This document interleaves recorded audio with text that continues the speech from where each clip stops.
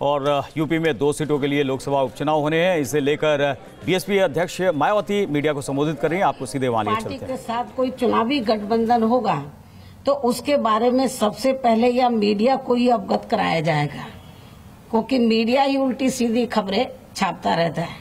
इसको सबसे पहले अवगत कराया जाएगा।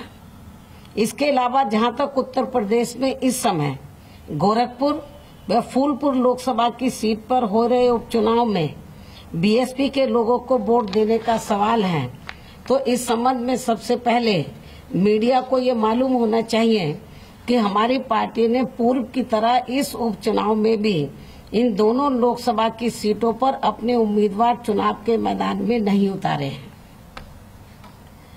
लेकिन इसका मतलब ये नहीं है कि हमारी पार्टी के लोग यहां अपना वोट डालने नहीं जाएंगे, अर्थात उन्हें भारतीय संविधान के तहत जो वोट डालने का अधिकार मिला है तो उसका वे जरूर इस्तेमाल करेंगे, सही इस्तेमाल करेंगे, जिसके तहत ही हमारी पार्टी के लोग मेरे पूर्व में दिए गए दिशा निर्देशों के मुताबिक ही चलकर अब इन दोनों सीटों पर खासकर बीजेपी के उम्मीदवारों को हराने के लिए यहाँ सभी विरोधी पार्टियों में से जो मजबूत उम्मीदवार हैं तो उन्हें ही अपना वोट देने वाले हैं।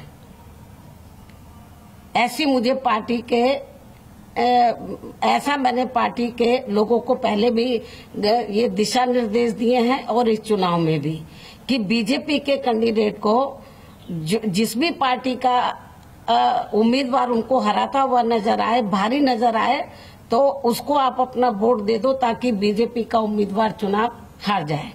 तो उसमें गलत क्या है? इसी प्रकार उत्तर प्रदेश में हाल ही में राज्यसभा व विधान परिषद के होने वाले चुनाव में भी खास सूत्रों से मिल रही रिपोर्ट के मुताबिक बीजेपी के अतिरिक्त खड़े किए जाने वाले उम्मीदवार को भी हराने के लिए यदि सपा व बसपा के विधायकों द्वारा एक दूसरे को वोट ट्रांसफर कर दिया जाता है तो इसका मतलब ये कोई चुनावी गठबंधन नहीं होता है। और इस संबंध में यहाँ मैं स्पष्ट कर देना चाहती हूँ कि हमारी पार्टी के इतने विधायक नहीं हैं कि हम अकेले अपने बलबूते पर तो अपना राज्यसभा में एक सदस्य चुनकर भेज दें। ये जो अब चुनाव हो रहे हैं राज्यसभा और विधान परिषद के लिए, और ना ही समाजवादी पार्टी के पास इतने विधायक हैं कि वो 2 राज्यसभा के सदस्य चुनकर भेज दें। एक भेज देंगे, दूसरा नहीं भेज पाएंगे, उनको और सदस्यों की जरूरत पड़ेगी। तो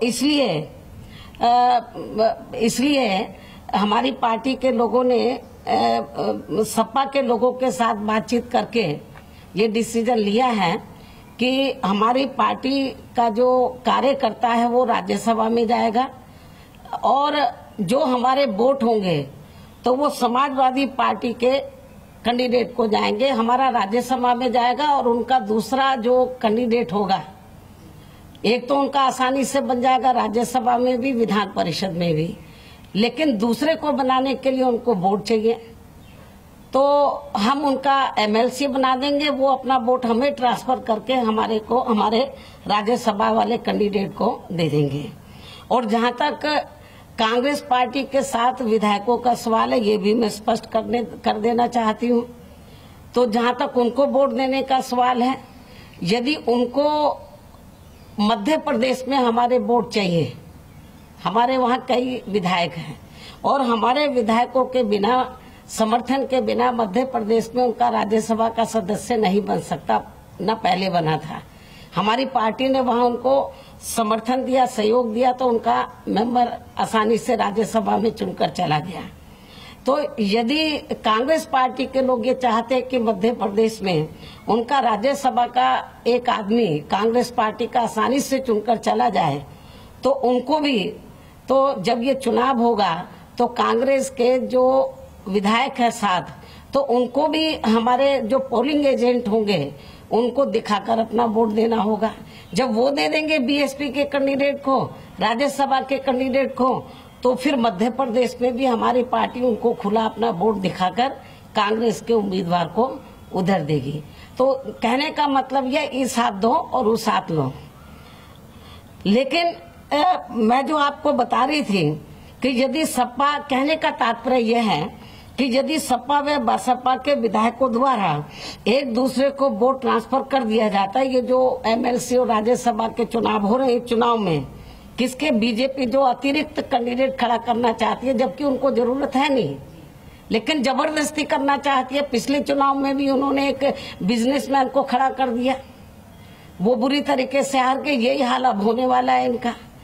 लेकिन फिर भी ये लोग यदि खड़ा करते हैं और उसको हराने के लिए यदि सपा बसपा के विधायकों द्वारा एक दूसरे को, और कांग्रेस के भी विधायकों द्वारा, यहाँ तो नहीं लेकिन मध्य प्रदेश में यदि उनको हमारा वोट चाहिए, इनके द्वारा एक दूसरे को वोट ट्रांसफर कर दिया जाता है, तो इसका मतलब ये कोई चुनावी गठबंधन नहीं होता है। लेकिन फिर भी इन सब की आड़ में सपा व बसपा के गठबंधन होने की बातें मीडिया में जबरदस्ती की फैलाई जा रही हैं, जबकि इसके पूर्व में इसी प्रकार की अफवाहें कांग्रेस पार्टी को भी लेकर राजस्थान में, मध्य प्रदेश में भी फैलाई गई थी और अभी भी फैलाई जा रही हैं। ये कतई भी सही व उचित नहीं है। और अब संक्षेप में मेरा यही कहना है कि देश में जब भी लोकसभा के आम चुनाव होंगे तो तभी फिर इस संबंध में कोई अंतिम निर्णय लिया जाएगा। अभी कोई नहीं है, अभी कोई चुनाव थोड़ी ना डिक्लेयर हुए। जब होंगे तो तब कोई डिसीजन लिया जाएगा कि हमें किस पार्टी के साथ अलाइंस करना है या किसके साथ नहीं करना है, तो ये उस समय देखा जाएगा। फिलहाल अभी इस मामले में, अर्थात गठबंधन करने के मामले में कोई भी फैसला नहीं लिया गया है। इसलिए विरोधी पार्टियों में से खासकर भगुआ एंड कंपनी के लोगों को, ये जो भगुआ, ये जो कपड़े पहनते हैं ना, एंड कंपनी के लोगों को, व मीडिया आदि को भी इन चुनावों को लेकर बिना वजह बीएसपी के साथ गठबंधन करने के मामले में हवाई बातें नहीं करनी चाहिए, तो ये ज्यादा बेहतर होगा। नहीं तो फिर इस किस्म की गलत अफवाह फैलाने वाले लोगों की फिर अंत में फजीयती होती है। इस उम्मीद के साथ ये अब मैं विरोधी पार्टियों को, ये जो अफवाहें फैला रहे हैं और खास तौर से जो शरारती तत्व हैं, ये जो अफवाहें फैला रहे हैं और मीडिया का सहारा लेकर फैला रहे, मेरे ख्याल ये ठीक नहीं है। और वो अच्छे प्रकार से जानते हैं कि बीएसपी का स्टैंड क्या होता है। और अभी कोई इलेक्शन थोड़ी ना हो रहा है लोकसभा आम चुनाव का, जब होगा तो तब हम कोई डिसीजन लेंगे और उस समय हम देखेंगे कि हम जिस भी पार्टी के साथ गठबंधन करेंगे तो गठबंधन करते समय ये देखेंगे कि हमारी पार्टी को लोकसभा के आम चुनाव में जिस भी स्टेट में करेंगे, जिस भी पार्टी के साथ करेंगे, तो ये हम देखेंगे कि हमारी पार्टी को गठबंधन के तहत सम्मानजनक सीटें मिल रही हैं या नहीं मिल रही हैं। तो अभी तो कोई चुनाव भी नहीं हो रहा है।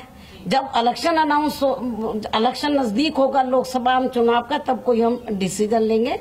इस किस्म की जो अफवाहें फैलाई जा रही हैं तो वो ठीक नहीं है। धन्यवाद।